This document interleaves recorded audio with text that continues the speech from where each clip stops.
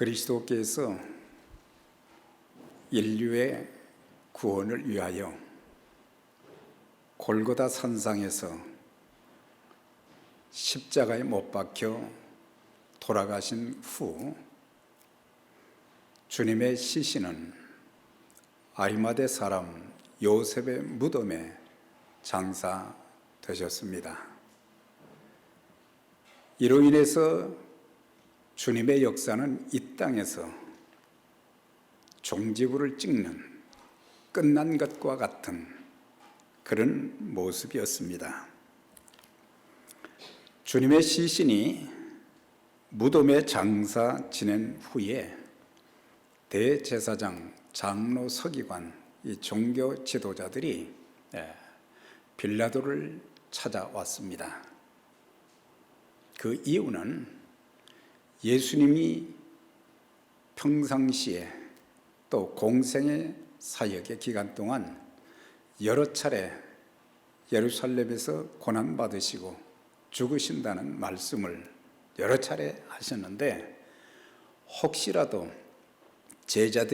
예수님 제자들이 예수님의 시신을 감춰두고 부활했다고 헛소문을 일으킬까 봐, 그래서 빌라도 총독에게 요청하니까, 그래서 빌라도가 세 가지 조처를 취하게 된 거예요. 여러 사람이 움직일 수 없는 큰 돌을 갖다가 무덤 문을 막아버렸어요. 그리고 총독의 인을 거기다 쳐서 아무도 손대지 못하게 했어요. 그리고 많은 경비병들을 배치해가지고 아무도 그 무덤에 접근하지 못하도록 그렇게 또 경비를 보게 했던 것을 알게 됩니다.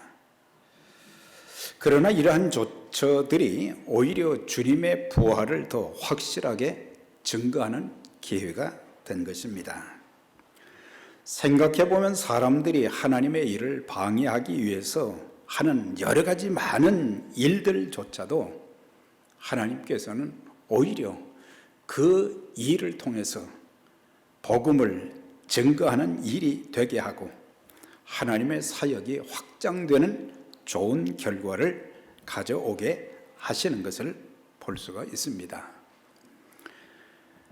그리스도의 죽으심과 부활에 대한 사복음서를 요약한 내용을 사도 바울이 본문에서 이렇게 강조하고 있습니다. 이는 성경대로 그리스도께서 우리 죄를 위해서 죽으시고 장사 지낸 바 되었다가 성경대로 사흘 만에 다시 살아나시사. 그래서 왜 예수님께서 죽으셔야만 했는가? 왜 예수님께서 부활하셔야만 했는가? 그것을 사복음서를 요약해서 고린도 교회 성도들에게 편지를 쓰면서 이 15장 부활장을 통해서 그들에게 알려준 것을 보게 됩니다. 그리스도께서는 구약의 선지자들이 예언한 대로 하늘 보좌를 버리시고 인간의 몸을 입고 이 땅에 오신 성육신, 거기에 대해서 예언한 것이 이루어졌고, 또한 죄인들의 죄사함과 구원을 위해서 우리 주님께서 십자가에 못 박혀 죽으셨고 영생을 주시기 위해서 부활하셔서 구주와 주님이 되셨던 것입니다.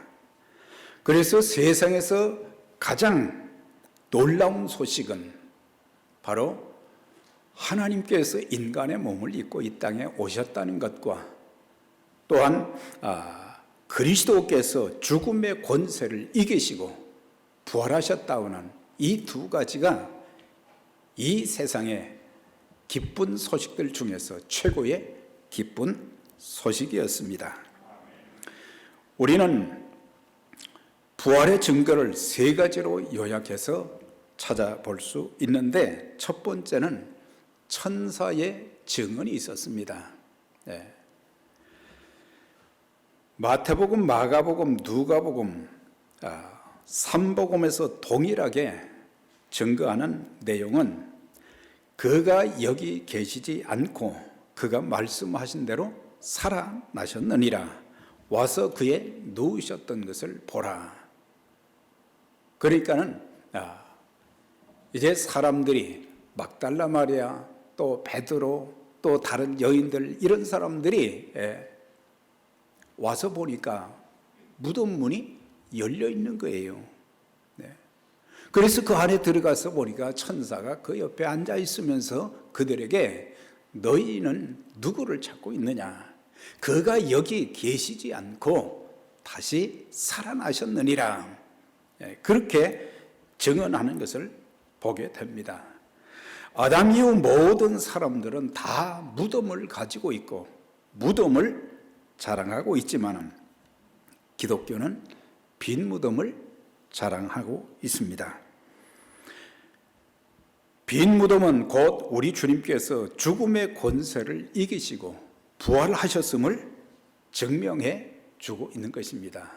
그래서 주님께서 다시 살아나셨다는, 사망 권세를 이기시고 다시 살아나셨다는 첫 번째 증거는 빈 무덤이고, 두 번째는 부활하신 후에 40일 동안 이 땅에 계시면서 11번이나 사람들에게 또 제자들에게 나타나셨다고 했습니다.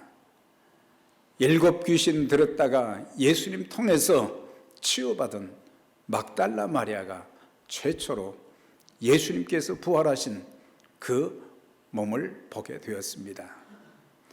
그리고 또 다른 여인들도 보게 되었고, 후에 11 제자들에게도 보였고, 엠마오로 가던 2 제자에게도 보였고, 그리고 감람산에서 500의 형제에게 보이셨다. 그리고 야고보와 모든 사도, 그리고 바울에게도 보여주셨다.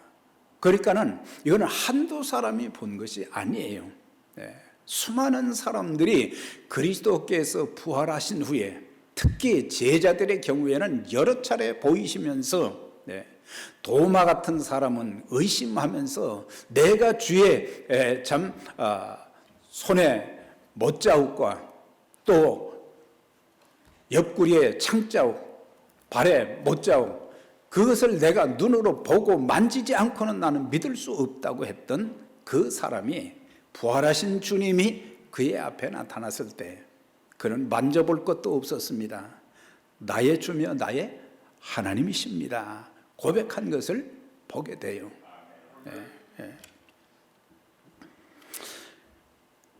세 번째 증거는 예수 그리스도를 믿는 모든 사람들의 삶 속에 주님은 오늘도 역사하고 계신 것입니다. 이 땅에는 수십억의 그리스도인들이 있습니다. 그리고 수많은 선교사들이 세계 각지에 각국에 흩어져서 생명의 복음을, 부활의 복음을 증거하고 있습니다. 오늘 이 자리에 참석한 저와 여러분 모두도 부활하신 예수님을 다 이미 만난 분들입니다. 이제 그 부활의 주님이 너무너무 참 귀하고 놀랍기에 그분이 내게 행하신 놀라운 일들을 생각하며 우리 자신을 늘 하나님 앞에 드리기를 원해서 우리뿐만 아니라 전 세계 모든 그리스도인들이 안식 후 첫날 주일만 되면은 어느 곳에 있든지 도시에나 시골에나 산골에나 어촌이나 어디에서든지 주의 날이 되면은 그들은 부활하신 그 주님을 기억하면서 하나님 앞에 또 예배를 드리고 있습니다. 또 우리 자신들을 보면은 예수 믿을 것을 전혀 깨닫지를 못하고 우리는 마귀의 종노릇하고 또한 여러 종교의 종교인으로 살던 우리들이 예수 그리스도의 부활의 그 복음, 생명의 복음을 듣고 나서 우리 인생이 완전히 바뀌어 버렸어요. 전에는 나만 위해서 살던 사람들이 이제는 주님만 위해서 살겠다. 나의 소중한 것을 주님 앞에 드려서 나도 주님 하신 그 사역을 따라서 내가 감당하겠다. 핍박이 있고 고난이 있고 아픔이 있고 질고가 있고 배고픔이 있고 우리의 삶에 많은 환난과 시련이 있지만은 내게 새 생명을 주신 그 주님, 부활하셔서 우리의 가슴 속에 성전 삼고 계신 그 주님, 그 주님을 위해서 내가 목숨 바쳐 내가 살겠다. 로마서 14장 8절에도 사도 바울이 그런 고백을 했지요. 우리가 살아도 주를 위해서 살고 죽어도 주를 위해서 죽나니 그러므로 사나 죽으나 우리는 주의 것이로다 그랬어요. 네. 그러니까는 살고 죽는 모든 것, 내 인생의 모든 것, 나는 그리스도를 위해서 살겠다. 과거에는 그리스도께서 나를 위해서 죽으셨다는 그 사실이 믿어지지도 않았지만은 나중에서의 성령님을 통해서 깨우쳐 주심으로 내 죄가 얼마나 흉악했던가, 내 죄가 얼마나 악하였으면은 종교를 통해서나 우리의 노력을 통해서 인간의 방법이 아닌 오직 예수 그리스도의 보혈로만 씻김받고 지옥 형벌에서 해방되어지는 영광스러운 하나님의 자녀가 될 수 있도록 만들어 주신 것이 얼마나 감사한지. 그래서 부활의 주님을 위해서 내 모든 것뿐만 아니라 내 생명까지도 난 드려도 아깝지 않다.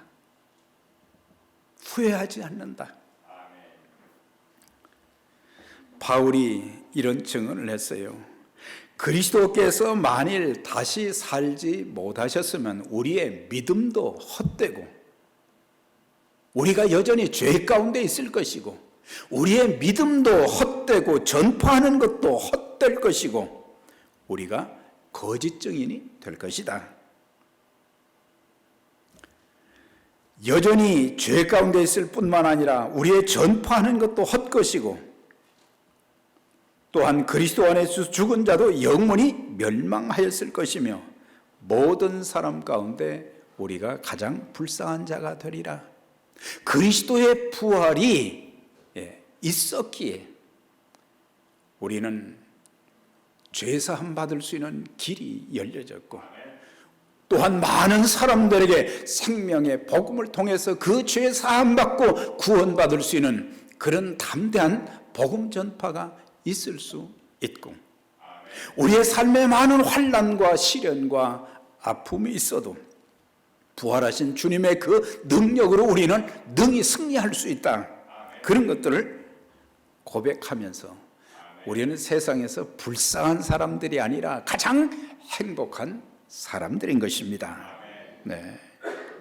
그리스도의 부활을 우리가 믿음으로 구원과 영생을 얻었고 구원과 영생을 얻었고 천국에서 영원히 주님과 살 수 있는 이 엄청난 축복을 우리가 누리게 된 것입니다.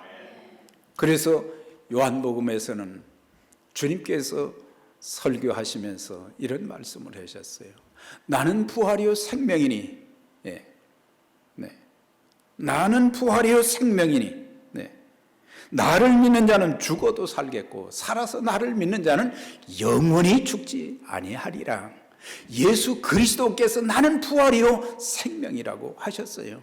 그리스도께서 부활하셨고 그리스도의 부활을 믿는 자들에게는 영생의 소망을 주셨고 또한 우리의 삶의 어떤 환난과 시련도 이길 수 있는 그런 능력, 우리의 육신은 죽는다고 할지라도 우리의 영혼은 주님 나라에서 영원히 살게 되는 그런 축복이 있게 되는 것입니다.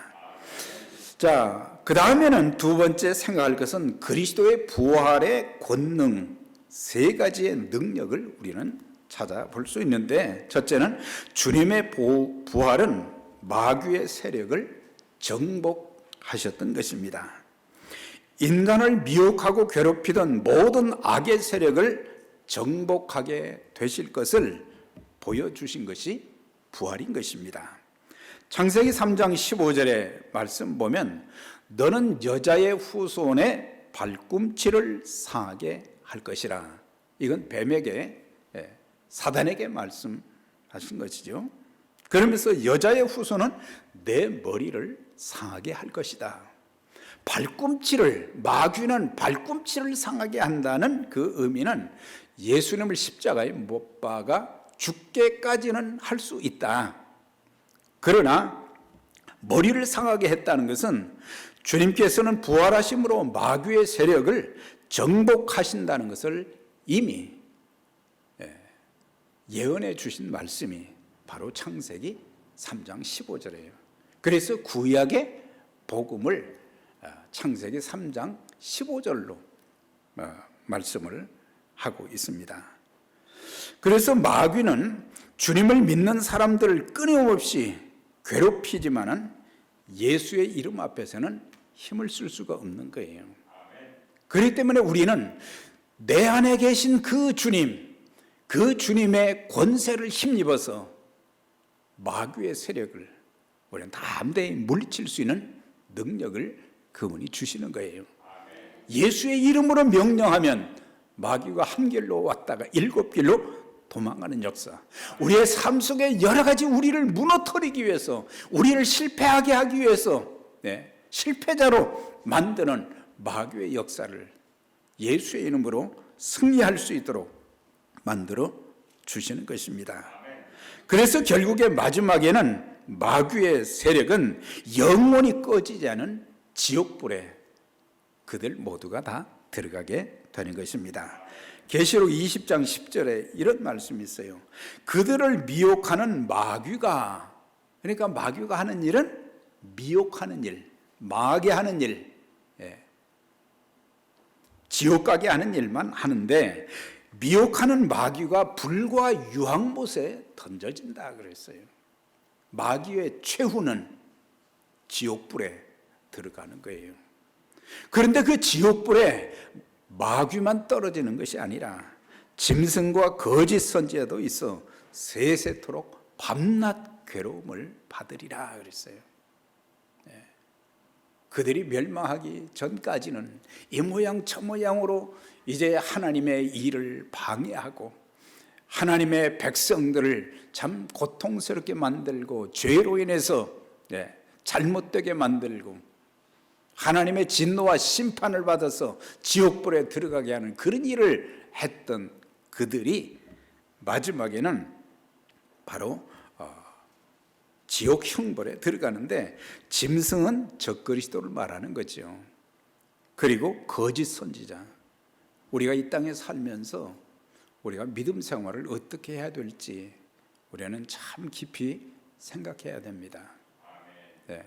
우리 모두가 예수를 믿고 구원받은 하나님의 백성들이 천국에서 주님과 더불어 영원히 살 뿐만 아니라 또한 이 땅에서 수고한 모든 것에 대해서 하나님께서 갚아주실 그런 칭찬과 상급이 있게 되는데 이런 것들을 우리가 누리고 받아야 되는데 받고 누려야 되는데 마귀가 파놓은 함정에 우리 한 사람도 빠지는 낙오되는 그런 분들이 없기를 주의 이름으로 축원합니다. 주님의 부활은 마귀의 세력만 정복하신 것이 아니라 죽음을 정복하신 거예요. 사망한 너의 승리가 어디 있느냐? 사망한 너의 쏘는 것이 어디 있느냐? 사망이 쏘는 것은 죄요. 죄의 권능은 율법이라 그랬어요. 사도 바울도 죽음의 현실을 이기지 못하는 연약한 육체를 가진 자였어요. 그에게도 많은 두려움이 있었어요. 하나님의 사역을 감당하면서 너무 힘들고 어렵고 어떤 때는 포기하고 싶은 그런 마음이 들고 자기를 공격하는 사람들, 자기를 힘들게 하는 사람들, 하나님의 사역을 방해하고 자기를 죽이려고 하는 그런 사람들을 볼 때 두려움이 들었었지만 그러나 부활의 주님을 모시고 살면서 그는 담대했어요. 그래서 항상 그가 고백하기를 나는 살든지 죽든지 내 안에서 그리스도만 존귀하게 되는 그런 삶을 살겠다고 한 거예요. 네. 그리스도만 살든지 죽든지 죽고 사는 것에 염려, 근심, 두려워하지 않고 나는 그리스도만 존귀하게 하는 일. 우리 어떻게 하는 것이 주님을 존귀하게 하는 일이겠어요? 우리는 주님 말씀에 순종하고 주님께서 우리에게 분부하신 그 귀한 사역을 감당해 나갈 때에 주님의 이름이 존귀하게 되어지고 또한 하나님의 영광이 드러나게 되는 것입니다. 그래서 주 안에서 죽음의 공포를 완전히 정복할 수 있었던 것은 사망 권세를 이기신 주님께서 그와 함께 하시기 때문에 담대하게 생명의 복음을 전할 수 있었던 것입니다. 사망아 내가 쏘는 불화살도 주님을 모신 나를 어찌할 수 없고 나는 승리하게 될 것이다. 항상 그는 담대하게 예수 그리스도를 통해서 이김을 주시는 그 하나님께 감사하면서 승리의 참 하나님의 권능의 말씀을 담대하게 전했던 것을 보게 됩니다. 그리고 주님의 부활은 그를 믿는 자들에게 세 가지 엄청난 변화를 주셨습니다. 첫째는 하나님의 자녀의 신분을 얻게 되며 영생복을 누리게 하신 것입니다. 복음이 무엇입니까?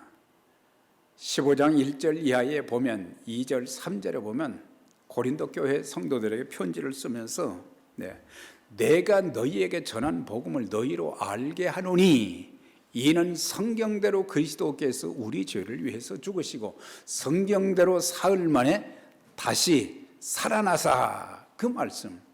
그러니까 복음이라는 게 뭐냐? 기쁜 소식인데 기쁜 소식이 뭐냐?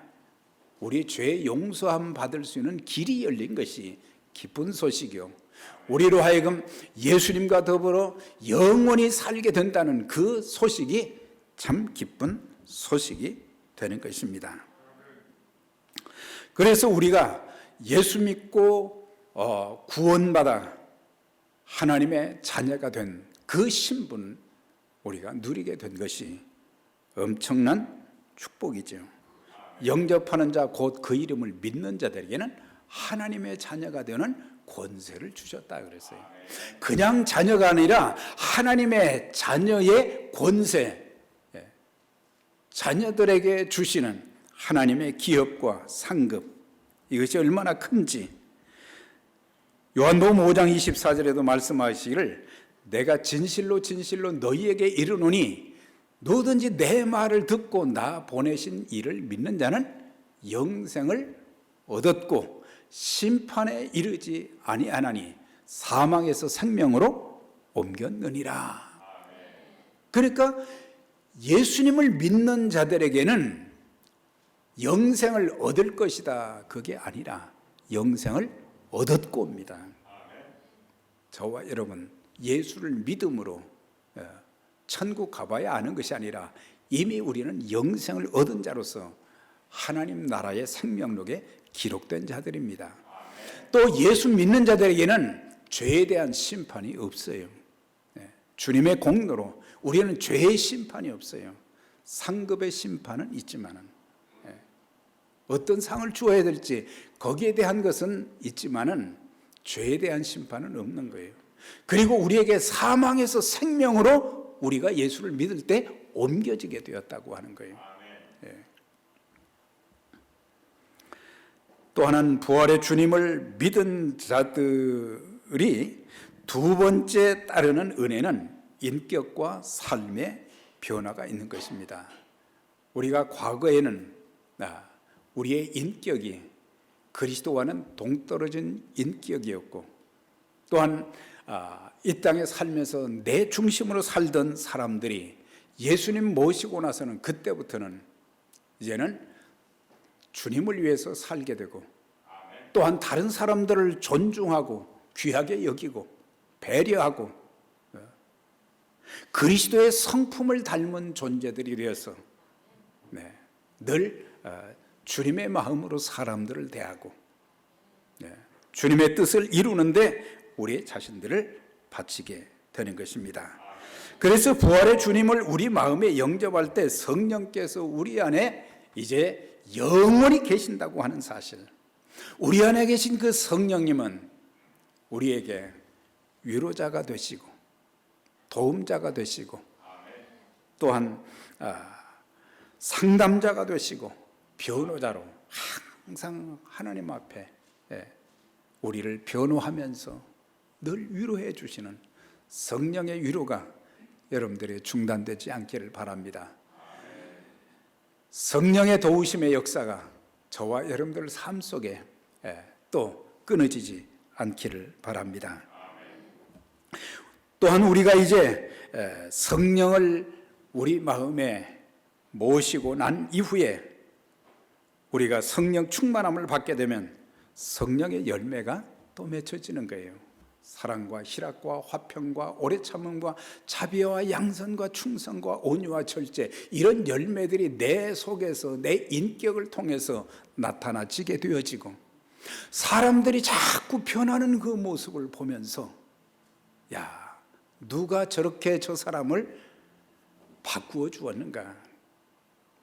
사람들은 궁금해합니다. 예수님이 그랬습니다. 예수님이 내 인생을 이렇게, 내 인격과 내 삶을 이렇게 바꾸어 주셨습니다. 사람들이 깜짝 놀라면서 그런 모습을 보면서 나도 예수 믿어야 되겠다. 우리의 삶을 통해서 우리는 우리의 입술로만 복음을 전하는 것이 아니라 우리의 삶을 통해서 그리스도의 향기를 풍기면서 사람들에게 예수를 믿게 하는 그런 매개체 역할을 해야 될 것입니다. 그래서 우리의 언어 생활이, 우리의 또한 행동이, 우리의 삶의 모습이, 우리의 가정 생활이, 우리의 교회 생활이, 섬김의 모습이 참 아름답게 달라지는 그런 것들을 보면서 이건 부활의 주님이 함께 하시는 것이고 성령께서 저 사람을 저렇게 바꾸어 주셨다는 그런 증거가 되는 것입니다. 그 다음에 이제 또 한 가지는 우리가 부활의 주님을 믿게 될 때에 장차 우리는 몸의 변화도 있게 되는 것입니다. 고린도전서 15장 20절에 보면 이제 그리스도께서 죽은 자 가운데서 다시 살아나사 잠자는 자들의 첫 열매가 되었다 그랬어요. 잠자는 자들의, 이건 죽은 자들의 첫 열매, 본보기가 되었다는 거예요. 그러니까 그리스도께서 죽음의 권세, 사망 권세를 이기시고 부활하신 것처럼 장래에 예수 믿는 모든 사람들이 부활하게 될 것이다. 그걸 말씀해 주시는 거예요. 그래서 그리스도의 부활을 시초로 해서 예수 믿는 모든 사람들은 다 장차 부활하게 된다는 것을 가르쳐 주고 있어요. 15장 51절 이하에 보면 보라 내가 너희에게 비밀을 말하노니 우리가 다 잠잘 것이 아니오. 예수 믿고 죽은 자들에 대한 그런 말씀이죠. 그러면서 마지막 나팔에 순식간에 홀연히 다 변화되리니 살아있는 우리 모든 사람들이 우리 주님께서 이제 천사장의 나팔 소리와 함께 이 땅에 다시 오시는 그날 살아있는 우리들이 홀연히 변화된다 그랬어요. 저는 이 말씀을 묵상할 때마다 그날 들림받지 못하는 어리석음이 없게 해 주세요. 그날이 내 인생의 최고의 감격의 날이 되게 해 주세요. 주님 재림 전에 내가 죽었다 할지라도 주님의 데살로니가전서 4장 13절 이하에서 말씀하신 것처럼 무덤에 있던 자들이 무덤에서 다시 살아 일어나고 살아있는 우리들이 홀연히 변화되어서 공중에서 주를 영접하게 하시리니 그때부터 우리는 주와 더불어 영원히 있게 될 것이다. 이 땅에서 고난을 받는 그리스도인들에게 이런 말로 서로 위로하고 격려하면서 믿음을 잘 지키라. 그것이 바울이 고린도 교회 성도들에게 권고했던 것입니다. 자, 우리는 주님이 부활하신 그 증거를 좀 살펴보았고, 부활의 능력이 어떤 것인가도 살펴보았고, 이제 중요한 것은 우리가 이 땅에서 어떻게 살아야 되는가, 어떻게 믿어야 되는가도 중요하고, 어떻게 살아야 되는가. 우리 주 예수 그리스도로 말미암아 이김을 주시는 하나님께 내가 감사하노니 그랬어요. 바울은 일평생 믿음 안에 살면서 깨달은 것이 항상 어려움이 많고 아픔도 많고 큰 산도 있었고 골짜기도 있었고 내 스스로 어떻게 할 수 없는 답답한 현실, 사망으로 우겨쌈을 당하는 그런 일도 많이 겪었지만, 그가 깨달은 것은 그리스도께서 사망 권세를 이기신 것처럼, 마귀의 권세를 이제 정복하신 것처럼 모든 것을 이기게 하시는 하나님을 체험하게 된 거예요. 저뿐만 아니라 여러분 모두 그런 축복을 누리시길 바랍니다. 마귀의 권세, 죄와 사망의 권세로부터 승리하게 하실 뿐만 아니라 삶의 어떤 문제로부터도 승리하게 만들어 주시는 것입니다. 우리 어떻게 죄 용서함을 받을 수 있었습니까? 우리 어떻게 해서 구원받을 수 있었습니까? 우리의 삶에 참 답답한 현실들, 우겨쌈을 당하는 일들이 너무 많아서 이제는 절망하고 포기하면서 한숨만 쉬고 있을 때 그 주님께서 주저앉아 있는 우리를 이제 일으켜 세워주시고, 넘어지려고 할 때 그의 능력의 손으로 우리를 이끌어 붙잡아 끌어내 주시고, 우리로 하여금 승리하게 하시는 하나님의 그 놀라운 역사를 생각하면은 우리는 늘 감사할 수밖에 없어요. 구원의 은총뿐만 아니라 삶 속에서 하나님께서 크고 작은 일을 행하시는 모든 일들, 팬데믹의 여러 가지 어려운 일들, 참 답답할 때가 많았잖아요. 그런데 감당케 하시고 이기게도 하시고 피할 길도 주시고 공급해 주시기도 하시고, 그래서 우리는 큰일 났다 할 필요가 없어요. 왜? 하나님의 자녀들, 하나님께서 책임져 주시는 것입니다. 그런 믿음을 가지고 살면 시편 기자처럼 나의 도움이 어디서 올고 천지를 지으신 여호와에게서로다 그랬어요. 나의 도움, 사람들을 보면, 환경을 보면은 어떻게 할 수가 없지만은 전능하신 하나님께서, 사망 권세를 이기신 그 주님께서 우리를 도와주시는 그런 역사. 그래서 모든 일을 합력해서 선을 이루게 하시는 거예요. 하나님을 사랑하는 자, 그 뜻대로 부르심을 입은 자들에게는 모든 일이 합력하여 선을 이루느니라. 하나님께서 다 좋게 만들어 주시는 거예요. 왜 이런 일이 나한테 생기지? 그런데 그 일을 통해서 또 하나님께서 하시고자 하는 일들이 있고, 모든 것들을 선하게 만들어 주실 것이기 때문에 우리는 걱정, 근심, 두려움 모든 것 다 주님께 맡기시고 주님의 도우심으로 늘 승리하는 자들이 되시기를 바랍니다. 또한 견고하고 흔들리지 말고 항상 주의 일에 더욱 힘쓰라고 그랬어요. 우리의 삶에 불같은 시험 많으나 겁내지 맙시다. 구주의 권능 크시니 이기고 남겠네. 불같은 시험들이 많이 있고, 또한 여러 삶의 환경에서 우리가 흔들릴 때가 많잖아요. 참 흔들릴 때가 많아요. 우리의 섬김도 흔들릴 때가 많고 믿음도 흔들릴 때가 많고, 이렇게 하는 것이 과연 옳은 것인가?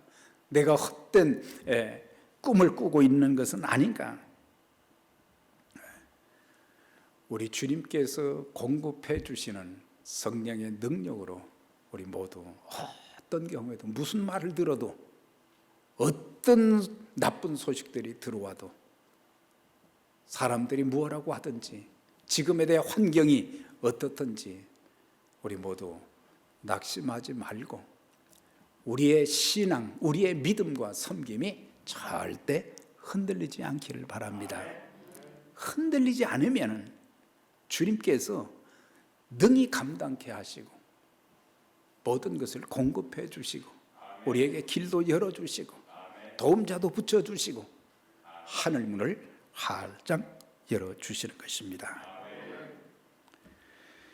이제는 부활의 증거, 부활의 능력, 그 중에서도 더 중요한 것은 이제 부활의 주님을 만났던 우리들에게 주님이 주시는 사명이 있어요. 그것은 뭡니까? 부활의 복음을 땅끝까지 전파하는 일이죠. 우리가 땅끝까지 하면 멀리만 바라볼 때가 많은데 사실 가장 가까이는 우리 가정을 돌아보아야 됐죠. 우리 가족들 중에 아직도 참 예수 믿고 구원받지 못한, 부활의 주님을 만나지 못한 그런 분들이 계시지는 않는가? 이번 부활절을 계기로 해서 기도하면서 여러분들의 가족 모두가 다 구원받는 역사가 있기를 주의 이름으로 축원합니다. 여러분들의 자녀들이나 여러분들의 부모님들이나 나만 예수 잘 믿고 복 받았다고 하지 말고 하나님께서 부여하신 가족 구원, 그걸 먼저 이루고 그러면서 우리의 시야를 조금씩 넓혀서 뉴욕도 바라보고 미국도 바라보고, 미국에 지금 말이죠, 그리스도인들의 수가 갈수록 지금 줄어들고 있다고 하는 것, 성경을 거스리는 일들이 얼마나 지금 많습니까? 동성애 문제라든지, 이제는 말이죠, 서류에 남과 여로, 그것도 또 쓰면 안 된다는 거죠. 지금 참 굉장히 심각한 시대를 살고 있는데 복음 외에 다른 대안이 없습니다. 복음만이 모든 문제를 해결할 수 있게 되는 것입니다. 우리가 이제 선교에 대해서 굉장히 관심을 많이 가지고 있는데, 그래서 나름대로 우리의 주어진 형편에서 최선을 지금 다하면서 선교하는 일, 구제하는 일을 지금 우리 교회에서 참 잘하고 있어요. 그런데 우리가 기도할 것이 좀 우리의 기도가 구체적이어야 되는 것이, 지금 제가 한 통계를 보니까 여호수아 프로젝트 2020년 6월 달에 거기에서 통계를 냈어요. 지금 전 세계에 종족 수가 몇 개나 되는가? 17,425 종족이 된다는 거예요. 그런데 17,425 종족 중에 상당수 복음화가 된 퍼센테이지가 21.6%라고 그랬어요. 그 다음에 부분적인 복음화가 이루어진 것이 29%라고 그랬어요. 소수 복음화는 6.8%. 그러면서 우리가 기도할 것이, 그 나라들을 위해서도 기도하지만 미전도 종족이라 그랬어요. 미전도 종족은 몇 프로가 되는가? 42.5%라는 거예요. 그럼 미전도 종족이란 어떤 사람들을 말하는가? 문화적, 언어적 영향으로 한 번도 복음을 들어보지 못한 자들이 속해 있고, 복음은 들었지만은 뿌리가 내려지지 못하고 교회가 세워지지 않은 곳이 너무 많다고 하는 거예요. 그리고 그리스도인이 5% 미만, 자기 언어로 된 성경이 없는 종족이 미전도 종족에 속한 것이다. 그러니까는 7,410개의 미전도 종족이 아직도 복음을 듣지 못한 사람들이 많고, 자기 말로 된 성경을 가지고 있지도 못하고, 가까운 데서는 많은 사람들이 복음을 그렇게 사람들을 통해서 들었음에도 불구하고 회개하지 못하고 예수 믿지 못하고 있지만은 다른 곳에서는 듣지 못해서 예수 믿지 못하는 영혼들이 수도 없이 많다고 하는 거예요. 네. 그래서 우리가 선교사들을 통해서 복음이 더 담대하게 전해질 수 있도록, 또한 우리는 그들을 위해서 기도하고 물질로 후원하면서 우리가 부활의 주님을 모시고 우리가 이렇게 감격과 기쁨으로 소망을 가지고 살아가는 것처럼 그들도 하나님의 형상대로 지음받은 그들이 다 주님 앞으로 회개하고 돌아오는 그 역사를, 그날을 바라보면서 우리가 기도하고 후원해야 될 것입니다. 2차 대전 말기에 독일의 히틀러 정권에 항거하다가 8년간 옥고를 치른 미네르 목사의 간증이 있습니다. 2차 대전이 이제 끝나갈 무렵 미네르 목사가 어느 날 꿈을 꾸었어요. 그런데 똑같은 꿈을 7번이나 계속 꾸게 된 거예요. 야, 이상하다.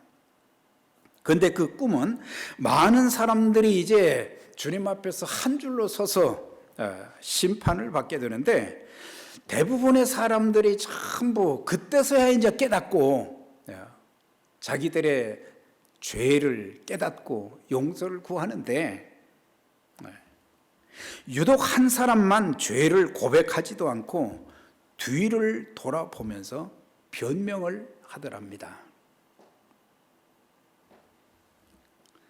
이때 하나님께서 미네르 목사에게 이렇게 말씀했다고 합니다. 변명하지 않던 그 사람이 누구냐면 히틀러였다. 전쟁범이었던 히틀러. 사람의 양심, 일말의 양심도 없이 전쟁을 일으키고 수많은 사람들을 죽게 했던 잔인한 그 사람.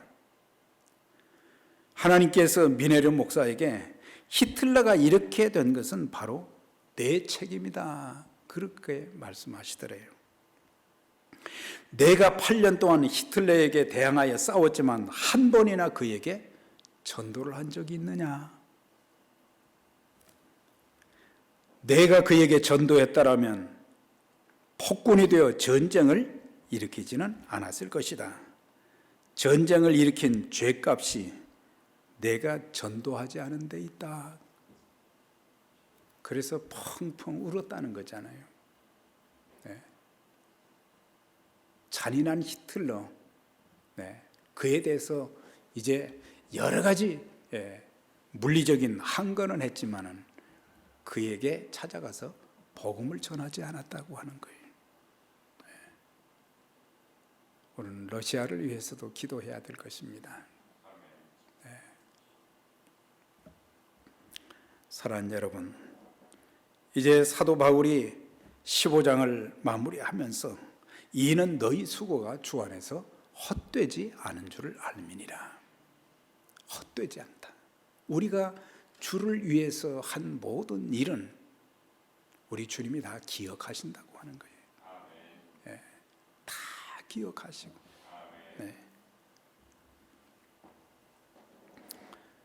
사랑하는 여러분, 부활의 복음을 전하는 일에 우리가 기도하면서 물질로 후원하게 될 때에 우리를 통해서 또 다른 사람들이 그들에게 복음을 전해서 예수 믿게 하는 놀라운 하나님의 역사가 있게 될 것이고, 많은 영혼들이 구원받는 역사가 있게 될 것입니다. 주님의 몸된 교회를 위해서 참 여러 가지 모양으로 섬기는 그들의 수고도 우리 하나님이 갚아주신다고 한 것입니다. 그날을 바라보면서, 다시 오실 그 주님을 바라보면서 우리 모두 믿음으로 살고 말씀에 순종하면서 부활의 복음을 증거하는 일에 아름답게 쓰임받는 우리 모두 또 우리 교회가 될 수 있기를 주의 이름으로 축원합니다.